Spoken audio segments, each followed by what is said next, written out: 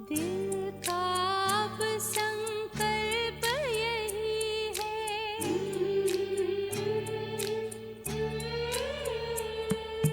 दिल का अब संकल्प यही है, बाबा तुम सा बनना ही है।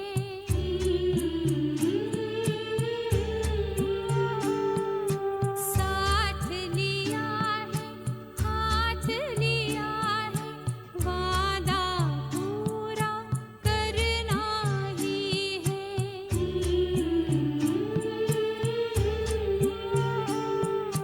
दिल का अब संकल्प यही है, बाबा तुम सा बनना ही है। साथ लिया है, हाथ लिया है, वादा पूरा करना ही है।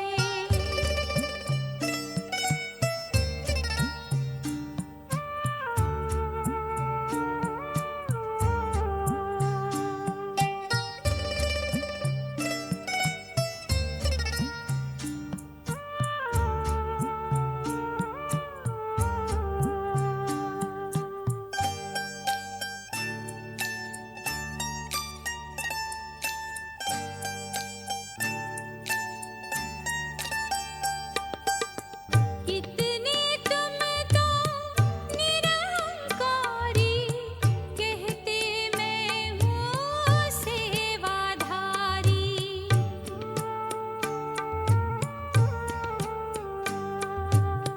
कितने तुम तो निरहंकारी, कहते मैं हूँ सेवाधारी।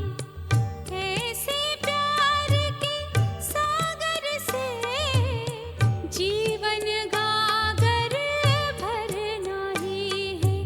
दिल का अब संकल्प यही है,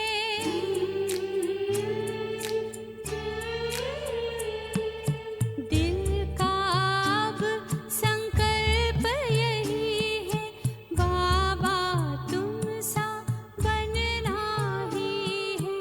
साथ लिया है, हाथ लिया है, वादा पूरा करना ही है।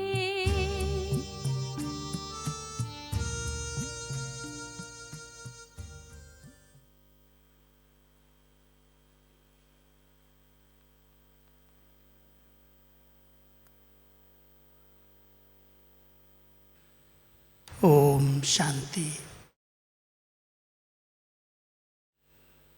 हम सभी गॉडली स्टूडेंट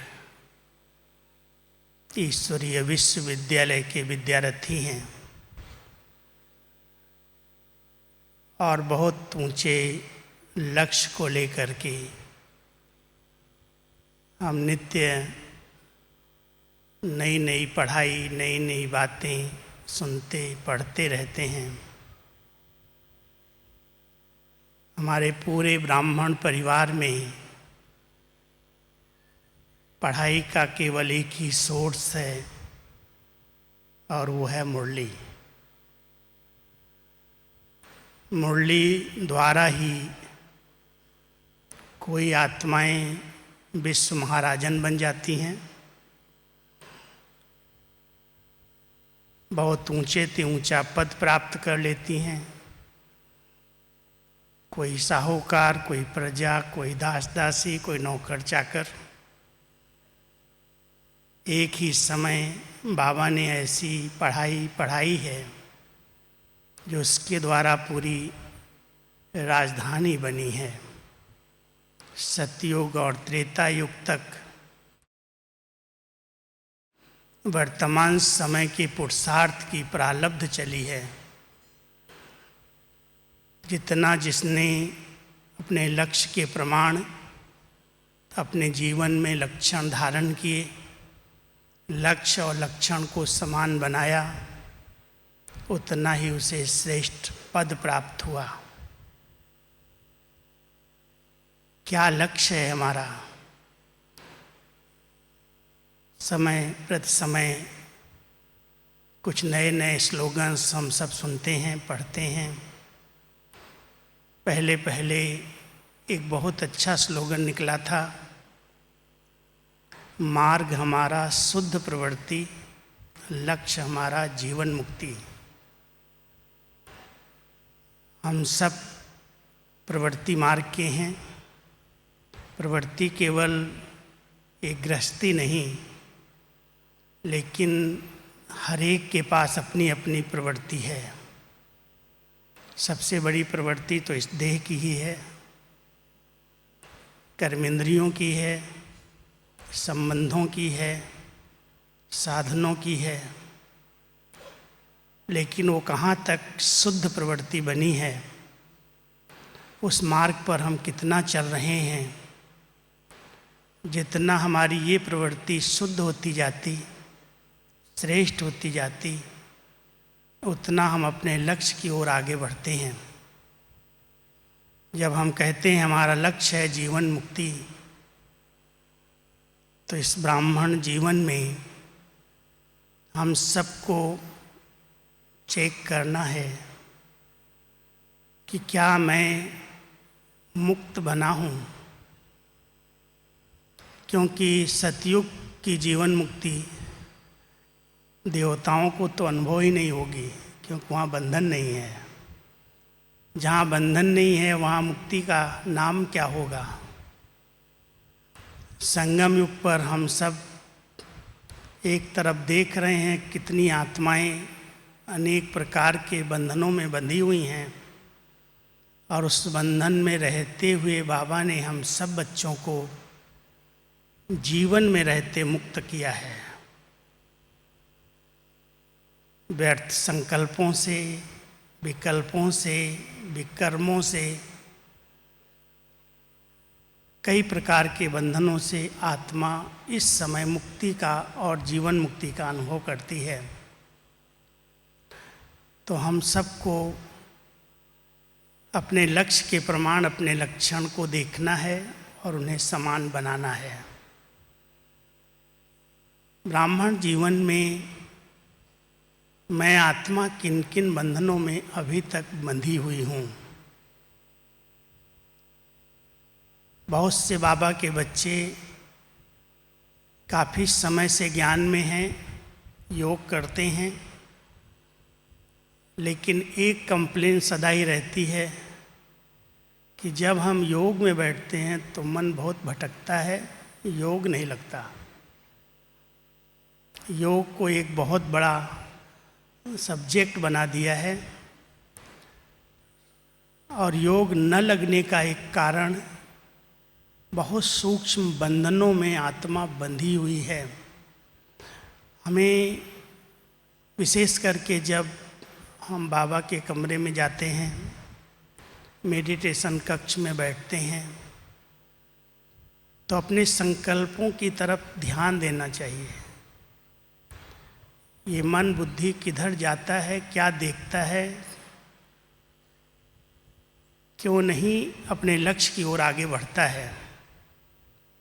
जब हम योग में बैठते हैं तो हमारा लक्ष्य यही रहता है कि हम इस देह की दुनिया, इस 5 तत्वों के मांडवे से परे अपने परमधाम घर में या अपने सूक्ष्म वतन में जाकर बाप दादा से मंगल मिलन मनाएं, उनसे वरदान लें, उनसे शक्ति लें।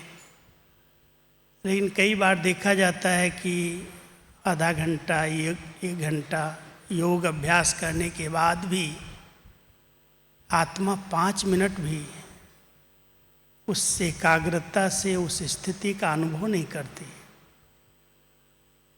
कई प्रकार के सूक्ष्म बंधन उसको अपनी तरफ खींचते हैं। अब ये बहुत महीन चेकिंग करने की आवश्यकता है। कई बार हम इसको चेक ही नहीं करते। ऊपर के मोटे मोटे जो रस्से थे, धागे थे, उनको तो हमने काट लिया। संबंधों से भी कईयों ने किनारा कर लिया। लेकिन सूक्ष्म में कितने प्रकार के महीन धागे हैं जो आत्मा को उस जीवन मुक्त स्थिति का अनुभव करने नहीं देते। को बहुत सूक्ष्म चेक करने की आवश्यकता है। और कुछ नहीं, जब हम योग में बैठें, संकल्पों की तरफ थोड़ा सा नज़र दौड़ाएं, ये किधर जा रहा है, क्यों जा रहा है, कहाँ आकर्षण है, देह में है, संबंधों में है, साधनों में है, पुरानी दुनिया की कई प्रकार की आकर्षण में है। एक बहुत और सूक्ष्म बंधन बनता जा रहा है, और वो बंधन है मेरी सेवा, मेरी विशेषताएं, मेरा सेवा केंद्र, मेरे विद्यार्थी, मेरा मेरा मेरा। और इस प्रकार के सूक्ष्म बंधन में अगर आत्मा बंधी हुई है तो क्या वो अपने लक्ष्य का, जीवन मुक्त स्थिति का अनुभव कर सकती है? हम सबको बाबा ने अपने समान उड़ने के पंख दिए हैं। बाबा उड़ता है, आता है, जाता है, शरीर का आधार लेता है, शरीर से अलग हो जाता है। हम सबको भी कहता, बच्चे प्रैक्टिस करके देखो। जैसे मैं आत्मा परमधाम घर से इस शरीर में अवतरित हुई, मैंने शरीर का आधार लिया, देह को धारण किया, कर्म क्षेत्र पर कर्म किए, और कर्म पूरा हो गए, अपनी देही अभिमानी स्थिति में स्थित हो गए।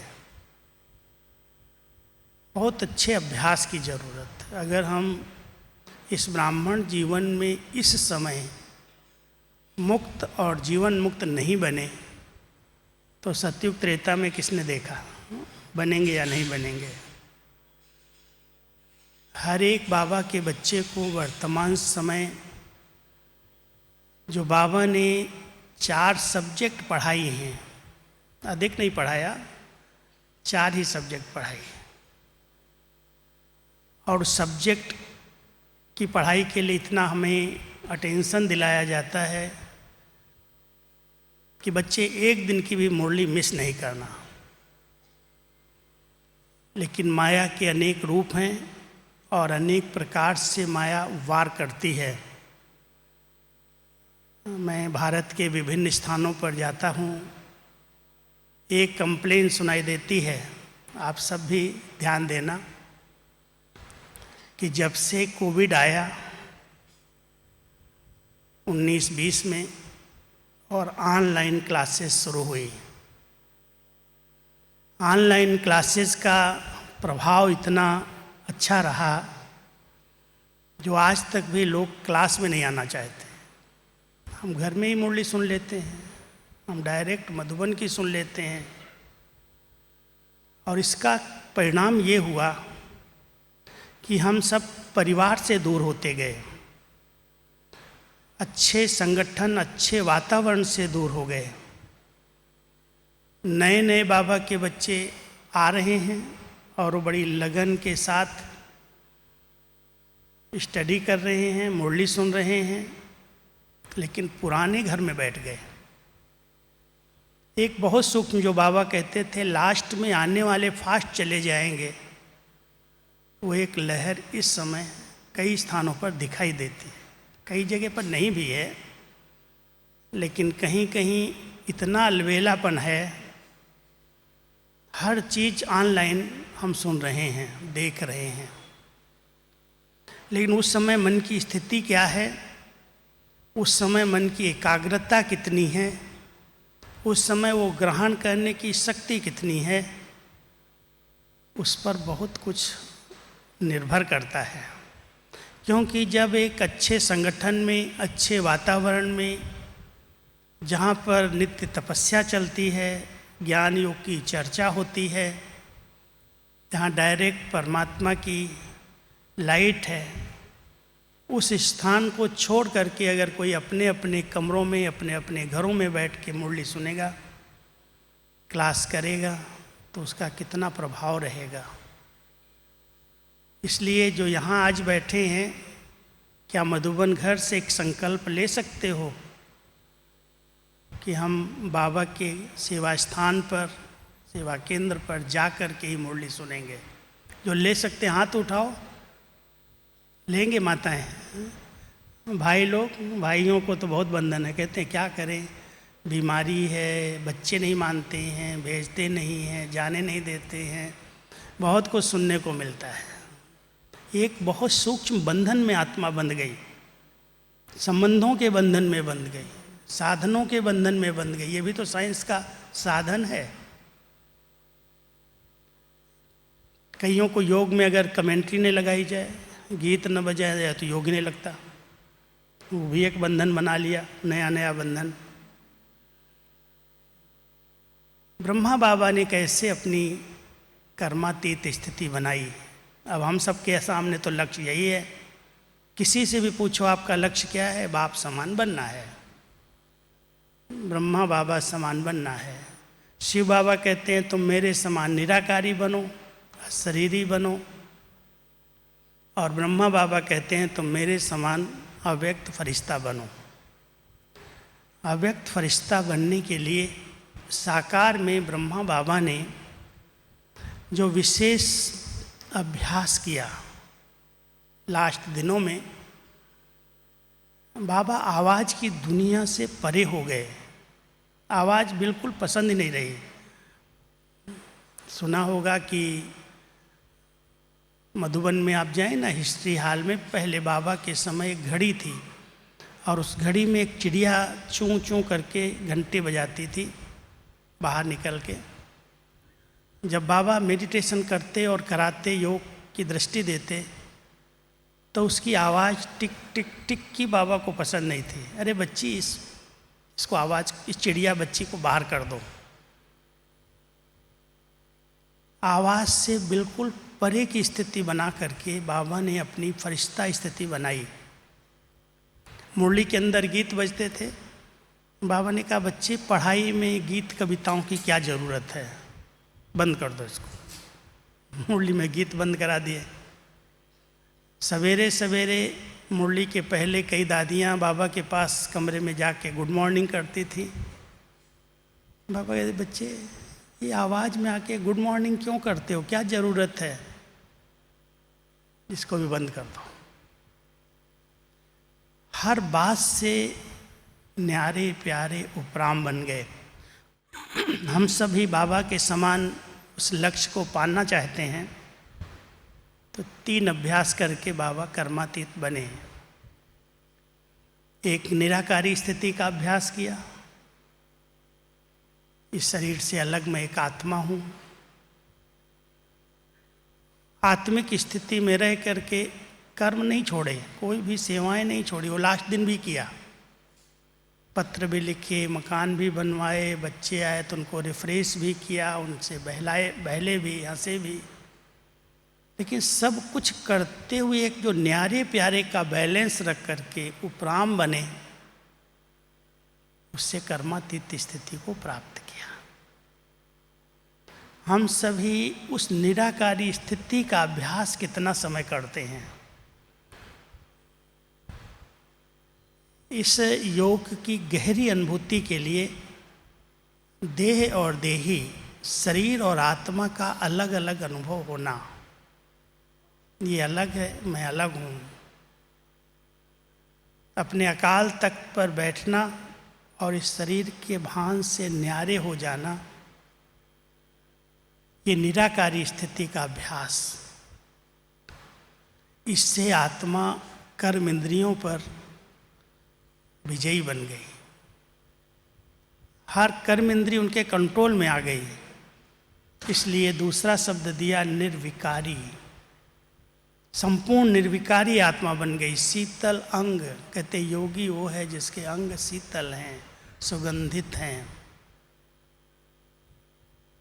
स्थिति एकदम न्यारी प्यारी उपराम, चाहे कोई निंदा करे, चाहे कोई महिमा करे, सुख दुख, हार जीत, जय पराजय, सब में एक समान स्थिति जो योगी की होनी चाहिए, वो हम सब के सामने एग्जाम्पल ब्रह्मा बाबा बने। कोई चीज़ का चिंतन नहीं, कोई परवाह नहीं। ड्रामा कितना एक्यूरेट और कल्याणकारी है उसका अभ्यास बाबा ने भी किया।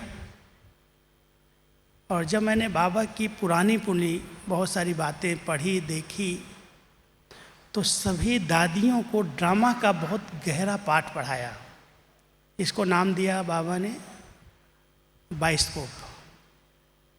एक बाइस्कोप, ये सिनेमा जैसे कोई चल रहा है, रील खुलती है, लिपट जाती है, कोई भी दृश्य को देख करके प्रश्नों में उलझना, क्यों, क्या, कैसे, ऐसे वैसे।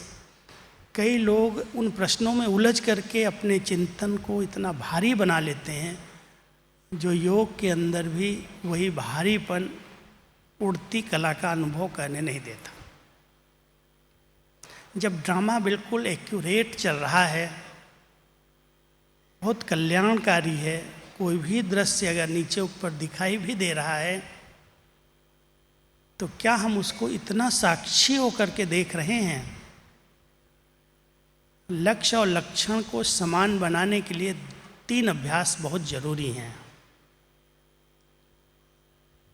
एक है त्रिकालदर्शी स्थिति। जब हम त्रिकालदर्शी स्थिति कहते हैं तो शायद सृष्टि के आदि मध्य अंत को ध्यान पर रखते हैं, लेकिन जो हम सोच रहे हैं, बोल रहे हैं, कर्म कर रहे हैं, उसके तीनों कालों को समझ करके करना। क्या सोचने का परिणाम होगा? सोचने का क्या फ़ायदा है?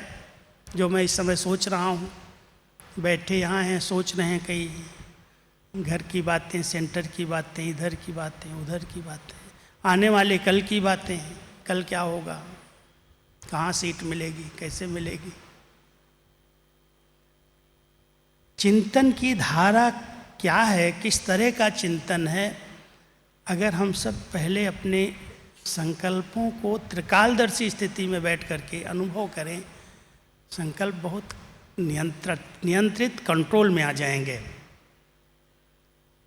बोल, कर्म सब में त्रिकालदर्शी स्थिति करना है या नहीं करेंगे तो क्या इसकी रिजल्ट होगी? अगर मैंने बोल दिया, आजकल एक बहुत साधारण भाषा में जहाँ पर कोई विघ्न मैं देख रहा हूँ, अनुभव करता हूँ, केवल लूज टॉक, जो आया बोल दिया, जब आया बोल दिया, कटाक्ष के बोल, कमेंट्स के बोल, एक दूसरे को ठेस पहुँचाने वाले बोल देते हैं, फिर कहते हैं हमने ये थोड़ी सोचा था कि इसको इतना फेल हो जाएगा, इतना ये डिस्टर्ब हो जाएगा, मैंने तो ऐसे ही बोल दिया। इसलिए वर्तमान समय वो त्रिकालदर्शी स्टेज चाहिए अपनी मुक्त स्थिति के लिए। अगर हम त्रिकालदर्शी बन करके कोई भी संकल्प, बोल और कर्म नहीं कर रहे हैं तो वो बंधन बनता जाएगा। कर्म बंधन बन रहे हैं और कर्म बंधन में बंधी हुई आत्मा बाप समान कैसे बनेगी, कर्मातीत कैसे बनेगी? भले कहो हमारा लक्ष्य ये है, लेकिन लक्ष्य अलग है, लक्षण अलग हैं। इनको दोनों में समान बनाना होगा। अगर लक्ष्य है तो कोई भी कर्म, कोई भी बोल त्रिकालदर्शी स्टेज में स्थित होकर के हमें करना है। और दूसरी बात है कि बहुत सारे शरीर के कर्मों के हिसाब किताब हर एक के सामने आ रहे हैं। पुराने जन्मों में किया, भले इस जन्म में कोई ने कुछ भी नहीं किया, बड़े अच्छे रहे हैं, लेकिन पास्ट में देहाभिमान के कारण, पद और पोजीशन के कारण कितनी आत्माओं को सताया होगा, कितने गलत कर्म हुए होंगे, और उन कर्मों का परिणाम तो इस अंतिम जन्म में हर एक को चुकतू करके ही जाना है। वो सबके सामने आते हैं, स्वयं के सामने आए या अपने संबंधियों के सामने आए या किसी के सामने भी आए। क्या हम उसे साक्षी दृष्टा बन करके देखते हैं? साक्षी दृष्टा ये नहीं मतलब है कि उसको हम किनारा कर दें, उससे हम बात ही न करें, उसको हम सहयोग ही न दें। लेकिन हर प्रकार से उसके पे शुभ चिंतन करते हुए, शुभ भावनाएं रखते हुए अपनी स्थिति को डिस्टर्ब होने न दें। क्यों हुआ, कैसे हुआ, ऐसा क्यों हो गया, ऐसा कैसे हो गया, ये तो इतना ज्ञानी है, इतना योगी है, इतनी अच्छी क्लास कराने वाला, इसके साथ भी ऐसा हो गया, इसके साथ भी ऐसा हो। कई आत्माएं, कई बाबा के बच्चे इस प्रकार के प्रश्नों में उलझे हुए रहते हैं। क्यों, क्या, कैसे, कहाँ, कब। और हमारे दादियाँ यही सिखाती रही कि अगर कोई लेख लिखना हो, विस्तार करना हो, तो ये प्रश्न लगा दो, परिभाषा उसकी निकाल लो, लाभ फायदे सब ढूंढ लो, बहुत बड़ा एक लेख आप तैयार कर देंगे। ऐसे ही व्यर्थ की क्यों तब लगती है जब इन प्रश्नों में हम उलझ जाते हैं। और प्रश्नों में वही उलझते हैं जो साक्षीपन की स्थिति में नहीं रहते हैं। अपने ही संकल्पों को, अपने बोल को, अपने हर एक्टिविटी को हम कुछ समय साक्षी होकर के देखें, अलग से देखें। ये जो चल रहा है इसका क्या है, क्यों चल रहा है, कहाँ से आ गया, कैसे आ गया। तो दूसरा अभ्यास है मुक्त स्थिति के लिए, जीवन मुक्त बनने के लिए साक्षीपन की स्थिति का अभ्यास। साक्षी दृष्टा, बाहर से जैसे कोई पार्ट बजा रहा है। तीसरा है कि अभी वर्तमान समय हमें अपनी शक्तियों को बचाना है, क्योंकि ऐसा समय है जो हमें दूसरों को मदद करनी पड़ेगी। कई प्रकार की कमज़ोर आत्माएं अभी आ रही हैं जिनके पास अपनी हिम्मत नहीं है, अपने पास शक्ति नहीं है, उनको मदद करने की ज़रूरत है। और वो मदद तभी की जा सकती है जब हमारे पास स्टॉक जमा हो। अगर पूछा जाए आपके पास फुल स्टॉक है, कई लोग स्थूल में भी अपने घरों में, अपने सेंटर्स पर बहुत स्टॉक जमा करके रखते हैं। हमारी दादी जी पहले हमसे कहती थी, 3-4 महीना बीतता था, अरे तुम सबको लिखो, सेंटर्स पर हर चीज़ उपलब्ध रहनी चाहिए। कभी कर्फ्यू लगता है, कभी तूफान आते हैं, कभी भूकंप आते हैं, आपके पास खाने पीने की सब चीज़ें होनी चाहिए। और बाद में लिखाती थी ये भी लिखो कि मोमबत्ती, माचिस, मिट्टी का तेल ये भी होना चाहिए। बहुत कुछ अटेंशन देती थी। अभी तो नहीं लिखा जाता है, लेकिन दादियाँ हमारा बहुत ध्यान खिंचवाती थी। कई स्थानों पर स्टॉक है, लेकिन उस स्टॉक को कभी चेक ही नहीं करते हैं। है, ठीक ठाक है, काम का है, या पड़े पड़े खराब हो गया है। ब्राह्मण आत्माएं समझती हैं मैंने तो अच्छा योग कमाया है, तन मन धन सब सफल किया है, बहुत पुण्य जमा किए हैं, बहुत दुआएं ली हैं, हमारे पास बहुत स्टॉक है। लेकिन जब समय आता है तो दिखाई देता है वो स्टॉक में कीड़े लगे हुए हैं, वो स्टॉक अंदर अंदर खराब हो गया है, समय पर वो काम नहीं आता। स्टॉक होने का फ़ायदा क्या? एक बहुत सूक्ष्म चेकिंग है कि स्टॉक में घुन कौन सा लगा, कीड़ा कौन सा आ गया जिसने पूरे स्टॉक को ख़त्म कर दिया। जमा तो किया, खूब योग लगाया।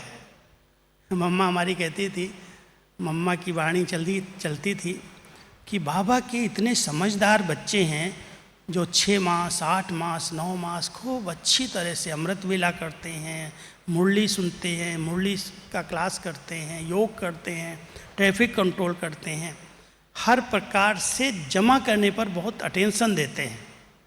इसे सब खजाने उनके जमा होते हैं। लेकिन कभी चलते चलते कोई छोटी सी उनकी बात कट कर दी गई, उनको ठेस पहुंच गई, उनको अपमान महसूस हुआ और उसमें वो इतना क्रोधित हो जाते हैं जो 8-9 मास की हुई मेहनत, जमा की हुई पूंजी 5 मिनट के क्रोध में सब कुछ खत्म कर देते हैं। कितने समझदार हैं। हम सब बाबा के बच्चों को इस बात पर बहुत अटेंशन देने की ज़रूरत है कि जमा पूंजी हमारी होनी चाहिए। दुआओं का स्टॉक बहुत चाहिए, नहीं तो कोई भी पेपर में हम फेल हो सकते हैं। कितना भी ज्ञान हो, अगर दुआएं नहीं हैं समय पर साथ नहीं दिया है, सबको स्नेह और सहयोग नहीं दिया है, तो दुआएं नहीं जमा होती। दुआएं अगर हैं तो कोई भी पेपर आएगा, शरीर का आएगा, मन का आएगा, धन का आएगा, उन सब पेपर्स को सहज पार कर सकते हैं। सबकी दुआएं उसको मिल रही हैं। इसलिए वर्तमान समय हम अपने स्टॉक पर जरूर ध्यान दें, और स्टॉक जमा करने का केवल एक ही साधन है, फुल स्टॉप। कोई भी दृश्य को देखो, कोई भी बात हो रही है, हलचल में आने के लिए बहुत सारी बातें हलचल में लाने वाली, लेकिन कोई भी दृश्य सब बहुत अच्छे हैं, सब ठीक हैं। मुझे अपने संकल्प शक्ति को ऐसे ही नष्ट नहीं करना है। संकल्प, समय बहुत बड़े खजाने हैं हमारे, इनकी बचत करनी है। तीनों चीज़ों की बचत करो, संकल्प, समय और शक्ति। अगर ये तीनों बचे हुए हैं तो हम कभी भी कहीं पर भी सफल हो सकते हैं, सहयोगी बन सकते हैं। तो वर्तमान समय एक लक्ष्य है, हमें मुक्त स्थिति का अनुभव करना है, जीवन मुक्त स्थिति का अनुभव करना है। और बाबा की जो पढ़ाई है मुरली, उसकी चारों सब्जेक्ट की ऑब्जेक्ट को समझना है। लक्ष्य के साथ उद्देश्य भी है। लक्ष्य तो है कि देवता बनाने की बाबा मुरली चला रहे हैं, देवता बनने की पढ़ाई है, मनुष्य से देवता बनना है। अब पहले तो एक बात ये ध्यान देना, जब हम कहते हैं ये ईश्वरीय विश्वविद्यालय मनुष्य को देवता बना रहा है, नर को श्री नारायण, नारी को श्री लक्ष्मी समान बना रहा है, हम उसकी पढ़ाई कर रहे हैं, हम उसके लिए विद्यालय में जाते हैं। एक हमारी बूढ़ी माता थी, वो एक बार कोई कोर्ट में उसको किसी कारण से जाना पड़ा। बूढ़ी थी, एकदम पढ़ी लिखी नहीं थी, लेकिन उसको नशा बहुत था। तो जज ने पूछा, तुम ब्रह्मा कुमारी में क्यों जाती है? तो बेचारी बोल तो नहीं सकती थी अपनी इंग्लिश, लेकिन बाबा की इंग्लिश बोलती थी। तो उसको बोलना था प्रिंस, प्रिंसेस बनने जाती हूँ। तो वो कहती है प्रिंटेड बनने जाती हूँ, प्रिंटेड बनने जाती हूँ। तो जज भी हंसने लगा, समझ गया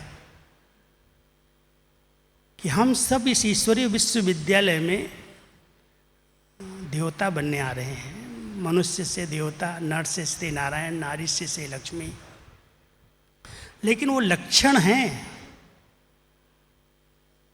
वो रॉयल्टी, वो पर्सनालिटी, चलना, वो फिरना, वो देखना, वो बोलना, वो खाना, वो पीना।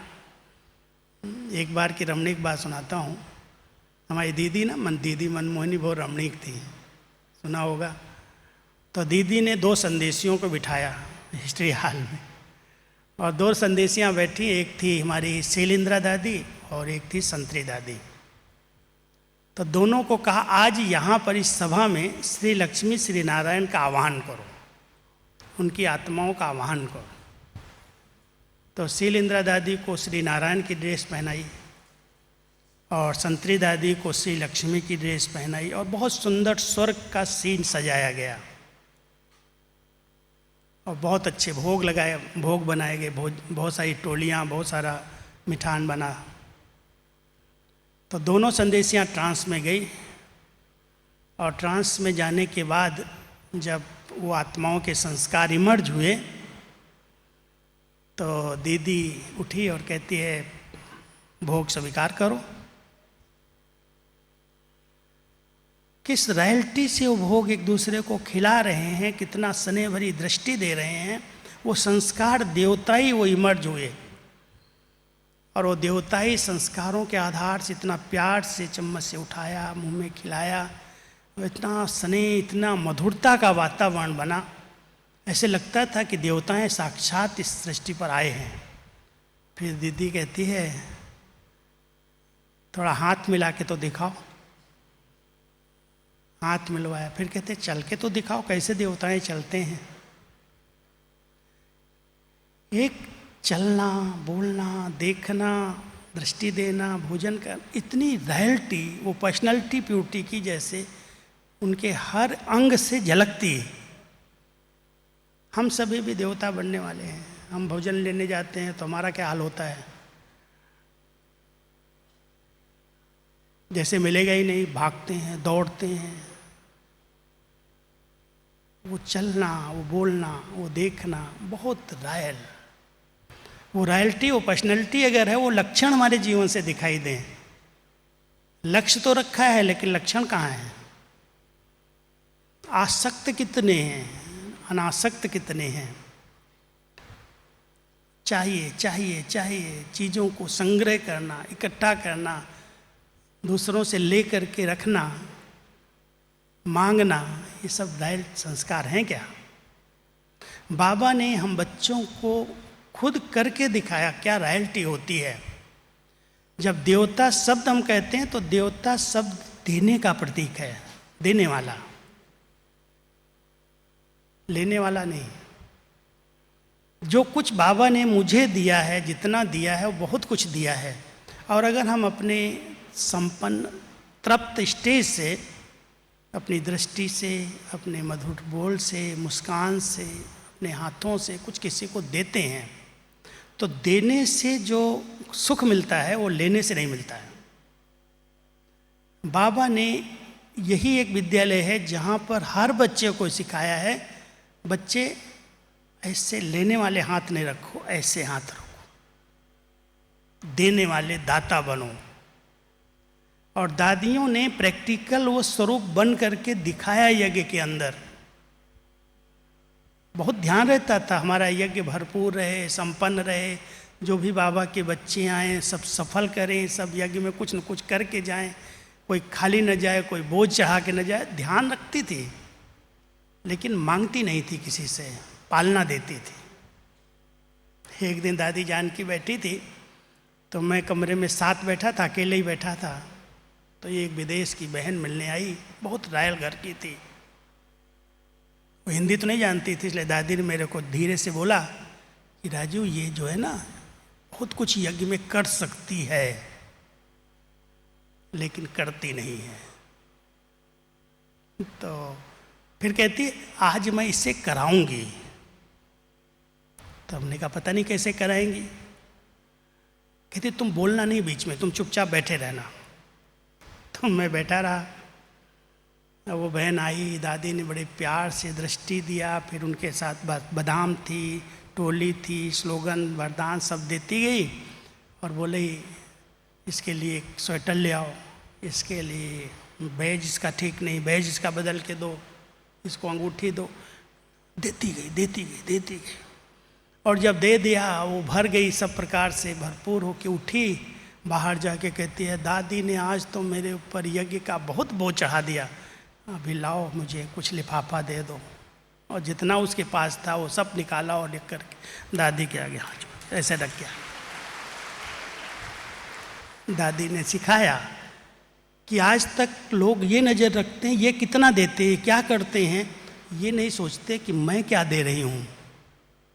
अगर कोई सेंटर्स खाली हैं, कमज़ोर हैं, तो उसका कारण ये भी एक निमित्त बनता है कि उनके अंदर निमित्त आत्माओं में देने का संस्कार नहीं है। कितना देंगे, क्या है, क्या ले जाएंगे, क्या खर्च हो जाएगा। बाबा ने हम सबको दाता बनाया है। स्नेह दो, सम्मान दो, सत्कार दो, और जो कुछ है अगर मान लो एक रोटी दो रोटी खिला दिया, पानी पिला दिया, सेंटर पर आया अच्छी टोली खिला दिया, तो अपने पास क्या कम पड़ जाएगा। नहीं कुछ करता है तो नहीं करे, देखते ये करता कितना है फिर उसके बाद कराते हैं। इसलिए ध्यान देना, हम देवता बनने वाली आत्माएं हैं। हम सबको मास्टर दाता बनना है। दाता बन करके देते चलो, अपने आप भरपूर हो जाएगा। वो देवताई संस्कार इमर्ज होंगे, वो रॉयल्टी और पर्सनैलिटी आएगी। तो हम चारों सब्जेक्ट की ऑब्जेक्ट बताना चाहते हैं। जो कुछ बाबा ने ज्ञान की सब्जेक्ट पढ़ाई, आप सभी ज्ञान की पॉइंट्स को अलग नोट करो। एक ही मुरली में चारों सब्जेक्ट आती हैं, कभी कभी दो होती हैं, लेकिन अधिकतर साकार बाबा ने चारों सब्जेक्ट को टच किया है। भले लंबी बातें नहीं सुनाई, लेकिन एक दो लाइन में जितनी ज्ञान की गहरी बातें हैं, आत्मा की, परमात्मा की, घर की, पुनर्जन्म की, सृष्टि चक्र की, सृष्टि के आदि मध्यांत की, स्वदर्शन चक्र की, ये सारी ज्ञान की पॉइंट्स जो कुछ हम सुन रहे हैं, और वो बाबा कहते हैं केवल संगम पर आप बच्चे सुनते हो। सतयुग त्रेता में इसकी प्रारब्ध चलती है और द्वापर कलयुग में ये गुम हो जाता है ज्ञान, और वही शास्त्रों का ज्ञान फिर से आ जाता है। संगम पर केवल एक जन्म में आप बच्चों को मैं ये ज्ञान देता हूँ। किस लिए दे रहा हूँ? क्या उद्देश्य है? आत्माओं को मुक्त बनाने का, बंधनों से मुक्त हो जाएं। जो भी बंधन बना रहे हैं, बन रहे हैं, उनसे मुक्त होने के लिए, अरे बच्चे अब घर चलना है, किसमें बंधन में बंधे हुए हो? क्यों विस्तार में जा रहे हो? क्या लेके आए थे? क्या साथ लेके जाएंगे? कहते हैं इस जीवन के लिए, शरीर छोड़ते हैं तो कहते हैं क्या लेके गया। लेकिन बाबा अभी हमें घर की स्मृति दिला रहे हैं, बच्चे अब चलने का समय है, इसलिए विस्तार क्यों कर रहे हो? बुद्धि का विस्तार। भले सेवाओं का विस्तार हो रहा है, वो बाबा विस्तार करा रहा है, लेकिन बुद्धि जहाँ अटक रही है, फंस रही है, लटक गई है, मेरे के बंधन में बंध रही है, बाबा कहता है इस बंधन को खत्म करो, इसको समेटो। मकड़ी जाला बुनती है, मकड़ी जाले लगाती है तो जैसे बहुत अच्छी कारीगर है, अपना लार निकाल करके और उसी से बहुत सुंदर धागे से एक बहुत अच्छा जाल बना देती है। और कई बार उस जाले के अंदर घूमना जब शुरू करती है तो फंस करके वहीं मर जाती है। कोई एक होती है जो किनारे में बैठ करके फिर से उस जाले को हप कर लेती है, खा लेती है। हम सभी आत्माएं भी कई प्रकार का जाला बुन रही हैं, और वो मेरे का इतना जाला सुंदर है, चाहे सेवाओं का जाल बना है, कर्म बंधनों का जाल है, संबंधों का जाल, साधनों का जाल है, और उस जाल के अंदर इतना हम फैलाते जा रहे हैं जो 1 मिनट योग करने का समय नहीं। स्वस्थिति क्या होती है? सेवा सेवा सेवा। सेवाओं में इतना फंसे जा रहे हैं, क्या ये सेवाएं हमें मुक्ति देंगी? हम सब ध्यान दें, बाबा ने जो पढ़ाया है, जो ज्ञान सुनाया है, ज्ञान का सार है, ज्ञान का उद्देश्य है। आत्मा हर प्रकार, आत्मा का ज्ञान देह के बंधन से निकालता है, परमात्मा का ज्ञान संबंधों के बंधन से निकाल देता है। सब संबंध एक बाबा के साथ। घर का ज्ञान विस्तार जो देह और संबंध साधनों का है उससे निकाल देता। तो हम सब बाबा के बच्चे ज्ञानी तो आत्माएं बहुत सूक्ष्म रीति से चेक कर लें कि हम ज्ञान तो सुन रहे हैं, सुना रहे हैं, लेकिन किसी भी सूक्ष्म बंधन में बंधे हुए तो नहीं हैं, बंधते तो नहीं जा रहे हैं। नहीं तो ज्ञान सुन करके क्या फ़ायदा, ज्ञान सुना के क्या फ़ायदा। इसलिए हम सब बंधनों से मुक्त, ज्ञान बंधन मुक्त बनाता है। योग की सब्जेक्ट आत्मा को संपूर्ण सतो प्रधान बनने के लिए है, पावन बनने के लिए है। अगर हम योग लगा रहे हैं, योग कर रहे हैं, योग करा रहे हैं, लेकिन आत्मा के जो संस्कार हैं, जो उस पर विकारों की, देह मन की मैल चढ़ी हुई है, वो नहीं मिट रही है, माना यथार्थ योग नहीं है। योग माना संस्कारों की शुद्धि। योग एक अग्नि है, और अग्नि के अंदर अगर सोना डाल दिया जाए तो उसमें जितनी भी मिलावट होगी वो अपने आप निकल जाएगी। उसको निकालने की कोई मेहनत नहीं, सोना पिघल करके अलग हो जाएगा। सोना खत्म नहीं हो जाएगा, लेकिन उसकी अशुद्धियाँ खत्म हो जाएंगी, वो बाहर चली जाएंगी। हम अगर योग के सब्जेक्ट में बहुत अटेंशन दे रहे हैं तो हमारे संस्कारों में वो शुद्धता, वो सरलता, वो पवित्रता, जैसे रियल गोल्ड मोल्ड हो जाता है, ऐसे हमारी नेचर एक मिलनसार, बहुत सरल, हर परिस्थिति में, हर स्थान में, हर व्यक्ति के साथ। एक बार बाबा विदेशियों से मिल रहे थे। बाबा तो बहुत रमणीकता से ज्ञान देते हैं, तो उनके विदेशी जब आते हैं तो मधुबन तो छोटा था पहले पहले, तो उनकी बड़ी बड़ी अटैचियाँ होती, बड़े सामान होते, और उनको संगठन में रहने का अभ्यास नहीं होता, अकेले अकेले कमरे में रहेंगे। तो यहाँ जब आते तो 4-4 5-5 लोगों को रख देते। तो बाबा ने एक दिन बड़े प्यार से उनको अपने सामने बिठा के बोला, बच्चे सबसे बड़ी शक्ति कौन सी है? तो कोई ने कहा सहन करने की, कोई ने कहा सामना करने की, कोई ने कहा समाने की, कोई ने परखने की। बहुत सारी शक्तियाँ जो हैं हमारी, वो वर्णन करने लगे। और बाबा बहुत साक्षी होकर के ऐसे मुस्कुराता रहा, और फिर लास्ट में कहता है सबसे बड़ी शक्ति है स्वयं को एडजस्ट कर लेने की शक्ति। हर परिस्थिति में एडजस्ट हो जाना। परिस्थितियां तो अपना रूप दिखाएंगी ही ना। परिस्थिति माना दूसरे की तरफ से, पराये तरफ से जो आई है, वो पराये तरफ से आई हुई परिस्थिति हमारी स्थिति को बिगाड़ दे, हमारी खुशी को छीन ले, माना हम अपने आप को मोल्ड नहीं कर पाते। इसलिए वर्तमान समय हर एक आत्मा को इस बात का अभ्यास करना है। कैसी भी बातें हों, कैसी भी परिस्थितियां हों, मुझे अपने आप को उसमें एडजस्ट करके अपनी श्रेष्ठ स्थिति बना के रखनी है। स्थिति के लिए बहुत सारी ऐसी क्लासेस दादियों ने कराई हैं। स्थिति संगम युग की सबसे बड़ी प्रॉपर्टी है। भले हमारे पास कुछ हो न हो, वो साधन सुविधाएं काम आएंगी नहीं आएंगी, लेकिन अगर हमारी स्थिति अच्छी है तो सब साधन उपलब्ध हो जाएंगे। इसलिए श्रेष्ठ स्थिति कैसे बने, उसके लिए लक्ष्य रखो कि हम बाबा के पास अपनी स्थिति बनाने के लिए आए हैं, हम कोई दूसरी सेवाओं के लिए नहीं आए हैं। अपने आप बाबा कराएगा। हमारी चलन, हमारा व्यवहार, हमारी हर एक्टिविटी सेवा करेगी। जो बाबा ने हमें दिया है वो अपने आप दूसरों तक जाएगी, लेकिन मुझे पहले अपनी स्थिति बनानी है। और स्थिति बनाने के लिए बहुत अच्छी श्रेष्ठ स्मृतियाँ चाहिए। जितना हम श्रेष्ठ स्मृतियों में रहेंगे, अच्छी अच्छी बातों को याद रखेंगे, उतना हमारी स्थिति बहुत महान और श्रेष्ठ बनती जाएगी। तो योग आत्मा को सत्व प्रधान बनाने के लिए, संपूर्ण पावन बनाने के लिए, संस्कारों को शुद्ध और सरल बनाने के लिए है। संस्कारों में अगर शुद्धता नहीं आई, अगर मोल्ड करने की आदत नहीं बनी, तो यथार्थ योग नहीं है। हम योग कर रहे हैं लेकिन परिवर्तन दिखाई नहीं देता।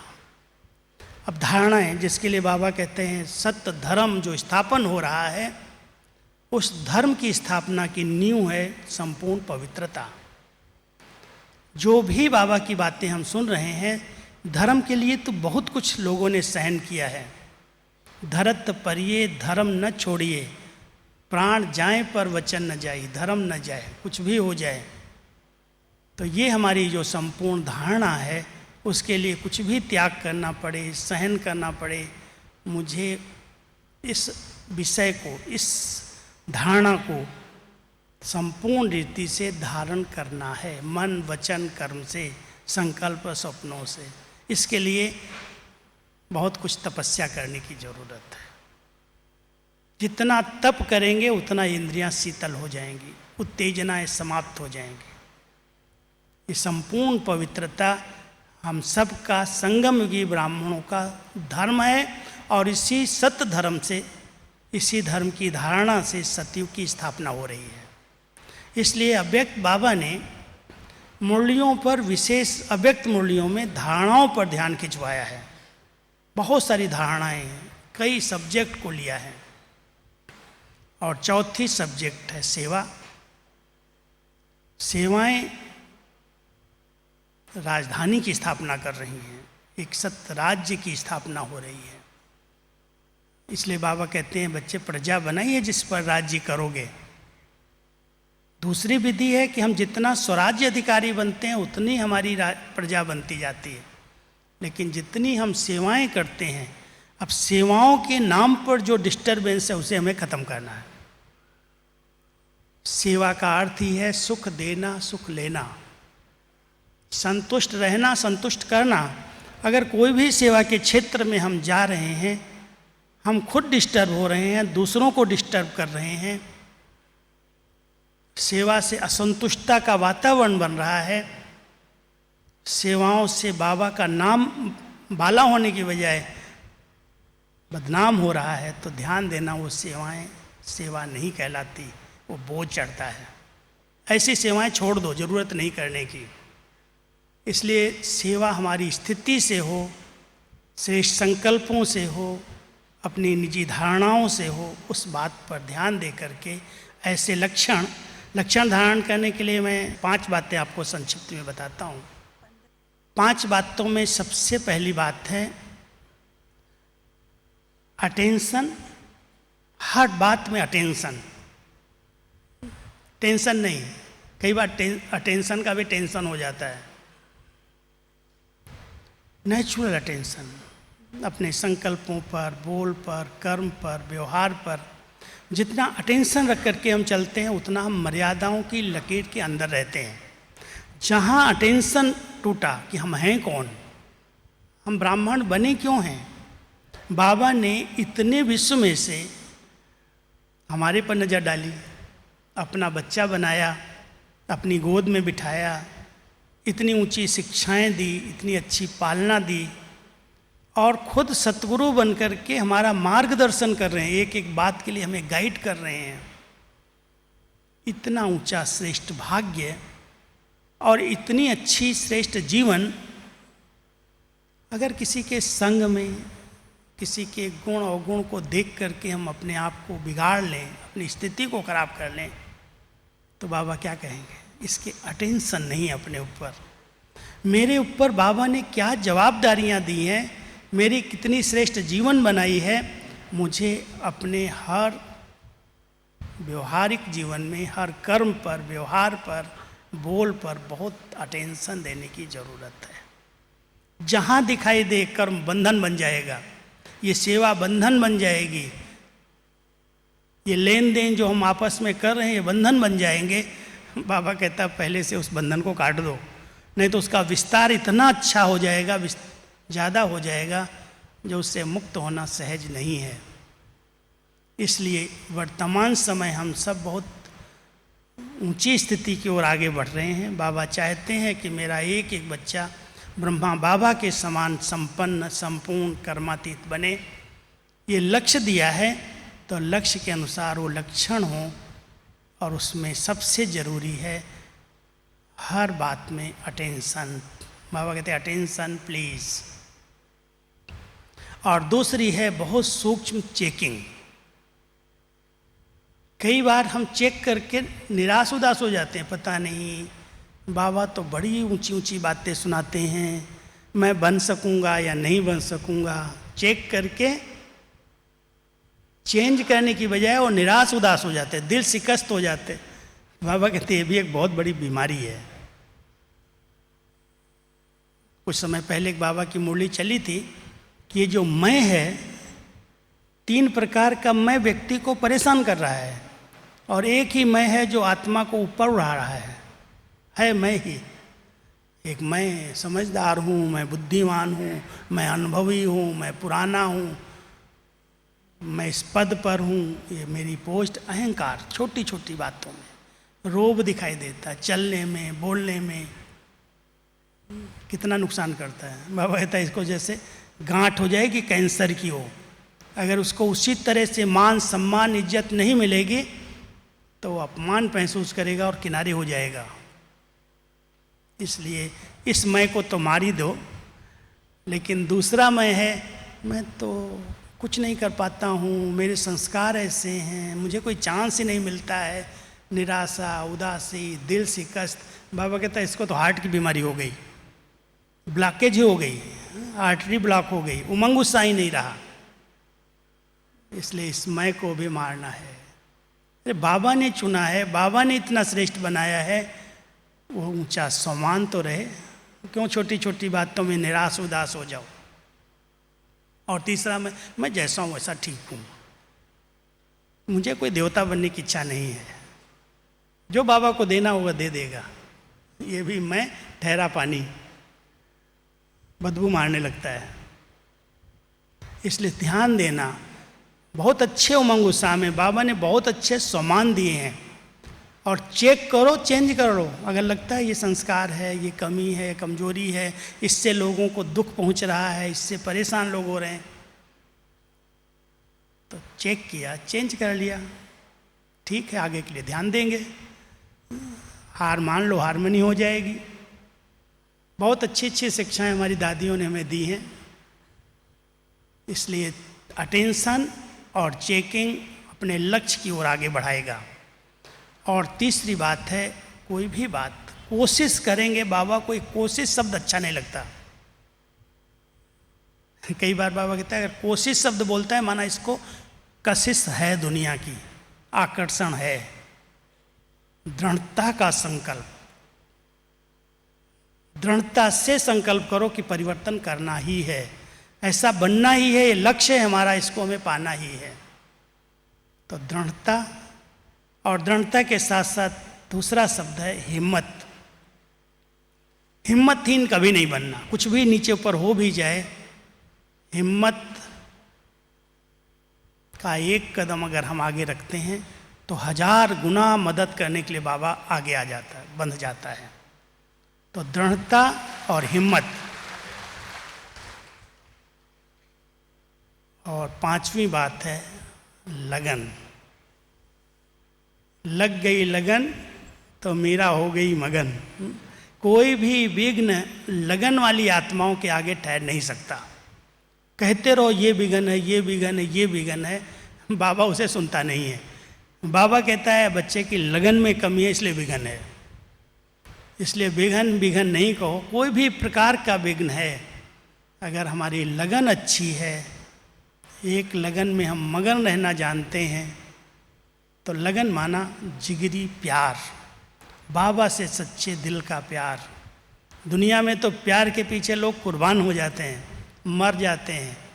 हमारा सच्चा प्यार, बाबा कहता है बच्चे मैं कुर्बानी वो नहीं चाहता हूँ, मैं चाहता हूँ मेरे बच्चे जो कमी और कमजोरियाँ हैं, जो संस्कार ऐसे हैं, उनको कुर्बान कर दें, उनको चेंज कर लें।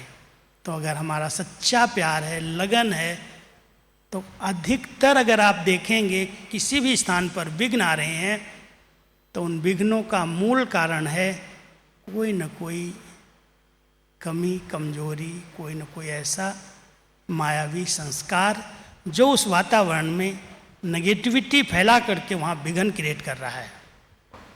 इसलिए हम सबको बहुत सूक्ष्म रूप में चेक करना है और अपने आप को चेंज करना है और अपनी लगन को बढ़ाओ। जितना बाबा से सच्चे दिल का प्यार है, बाबा कहो और सब विघ्न खत्म हो जाए, सब रास्ते खुल जाएं। तो बाबा ने हम सबको ऐसा बनाया है और अभी वर्तमान समय के अनुसार हम सभी अपने लक्ष्य को सामने रखें। हमारी इस पूरी पढ़ाई का जो सार है, जिसके लिए हम सब आगे बढ़ रहे हैं, वो डिग्री है। कोई पूछता है आपको कौन सी डिग्री लेनी है पढ़ाई की, तो वो डिग्री है सर्वगुण संपन्न, 16 कला संपन्न, संपूर्ण निर्विकारी, मर्यादा पुरुषोत्तम, डबल अहिंसक। ऐसी डिग्री लेने के लिए इस विद्यालय में हम पढ़ाई कर रहे हैं। तो चेक कर क्या उसी प्रकार इस डिग्री के प्रमाण हमारे जीवन में वो लक्षण आते जा रहे हैं। कितने गुण धारण हुए हैं। दादी जानकी ने लास्ट में सभी गुणों को 5 गुणों में समेट लिया। पहले 12 गुणों पर कराया क्लास, फिर 5 गुण तक ले आई। अगर वो 5 गुण धारण हो जाते हैं तो जैसे एक विकार सभी विकारों को ले आता, ऐसे एक सतगुण अनेक गुणों को जन्म दे देता। तो दादी कहती थी सबसे बड़ा गुण है सत्यता। आत्मा अपने सत्य स्वरूप में स्थित रहे। सत्य के 2 अर्थ है, एक अविनाशी है, वो सच है। और जहाँ सत्यता है वहाँ पवित्रता, दूसरा गुण अपने आप आ जाता है। मैं आत्मा पवित्र स्वरूप हूँ। और पवित्रता के साथ साथ धैर्यता, बहुत धैर्यता से तीसरा गुण आ जाता है, धैर्यता। और जब धैर्यता आती है तो मधुरता और नम्रता भी साथ में आ जाती है। तो ये 5 गुण अगर हम सब धारण कर लेते हैं, सत्यता, पवित्रता, धैर्यता, मधुरता और नम्रता, तो अन्य गुण अपने आप इसके पीछे पीछे आके सर्वगुण संपन्न बना देंगे। और कलाएं तो विशेषताएं हैं। जो कुछ हम सब कर रहे हैं वो सब प्रकार की विशेषताओं से संगम पर हमें संपन्न बनना है। कभी ये न कहो ये काम मुझे नहीं आता, ये मैं नहीं कर सकता। हर विशेषता को मुझे धारण करना है। और विशेषताएं तब आती हैं जब हर एक से विशेषता ग्रहण करने का एक स्वाभाविक लक्षण बन जाता। कहते जो दत्तात्रेय थे ना, दत्तात्रेय का एक मंदिर माउंट आबू में गुरु शिखर पर है। वो सब के गुण ही उठाते थे, चींटी कोड़े कीड़े मकोड़े सबसे। तो बाबा कहता है जो भी अगर कलाओं में संपन्न बनना है तो हर आत्मा की अपनी विशेषता है, हर एक का अपना गुण है। और गुणग्राही दृष्टि रखो, गुण देखते चलो, विशेषताएं देखते चलो, तो आप सर्व विशेषताओं से संपन्न, सब कलाओं में संपन्न बन जाएंगे। तो ये जो बाबा ने लक्ष्य दिया है, जो हमारी पढ़ाई का मूल एम ऑब्जेक्ट है, उस लक्ष्य की ओर हम कहाँ तक बढ़ रहे हैं, मर्यादाएं कितना दृढ़ता के साथ पालन कर रहे हैं। एक है मर्यादाएं, ऊपर से ये 4 नियम बने हुए मर्यादा के रूप में हम पालन कर रहे हैं, लेकिन एक दृष्टि की, वृत्ति की, स्मृति की, बोल की, कर्म की, व्यवहार की बहुत सारी मर्यादाएं हैं। और उस मर्यादाओं के अंदर अगर हम चल रहे हैं तो हम मर्यादा पुरुषोत्तम बन सकेंगे। तो लक्ष्य के प्रमाण लक्षण आए तो हम सब ऐसा अभ्यास करके बाबा की पढ़ाई का, बाबा की पालना का रिटर्न बाबा समान बन करके दिखाएंगे। ओम शांति। अभी हमारी मोहिनी दीदी जी आएंगी। अभी हम 5 मिनट के लिए सभी शरीर से डिटैच, ऐसे अनुभव करो ये अलग है, मैं अलग हूँ। अपने अपने भ्रकुटी आसन पर स्वराज्य अधिकारी स्टेज में अपने चमकते हुए स्वरूप को देखो और उस चमकते हुए स्वरूप पर उस ज्ञान सूर्य बाबा की सर्व शक्तियों की किरणें आ रही हैं। मैं उन किरणों के नीचे मास्टर सर्वशक्तिवान होकर एक चमकते हुए सितारे के रूप में विराजमान हो, इसका अनुभव करो।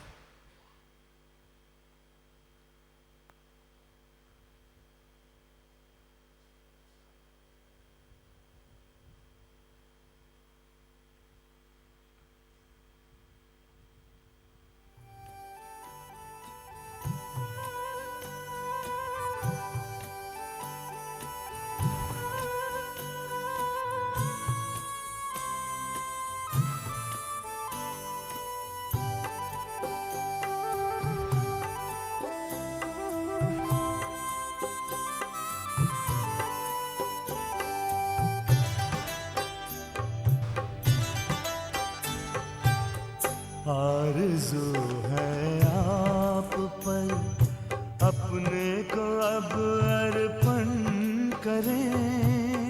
आरज़ू है आप पर अपने को अब अर्पण करें। आपके कदमों पे चलकर नाम हम रोशन करें। आरज़ू है आप पर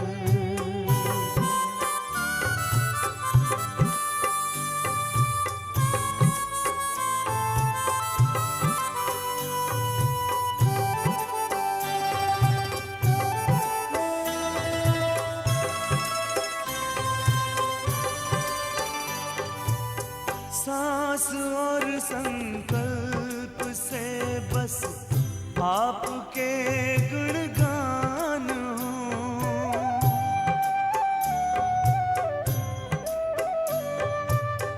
स्वप्न में भी तन का कोई भान ना अभिमान हो, भान ना अभिमान हो। लोकहित का ध्यान हो, कल्याण में चिंतन करें। आपके कदमों पे चलकर नाम हम